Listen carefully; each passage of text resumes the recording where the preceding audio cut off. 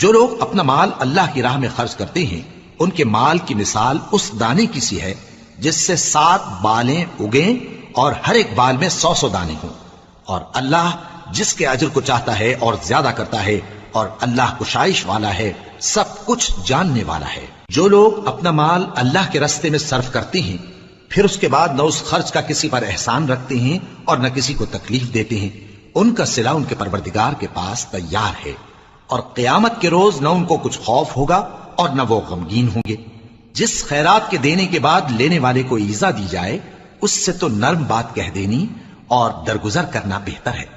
اور اللہ بے نیاز ہے، بردبار ہے۔ مومنوں، اپنے صدقات و خیرات احسان رکھنے اور ایذا دینے سے اس شخص کی طرح برباد نہ کر دینا جو لوگوں کو دکھاوے کے لیے مال خرچ کرتا ہے اور اللہ اور روز آخر پر ایمان نہیں رکھتا، تو اس کے مال کی مثال اس چٹان کی سی ہے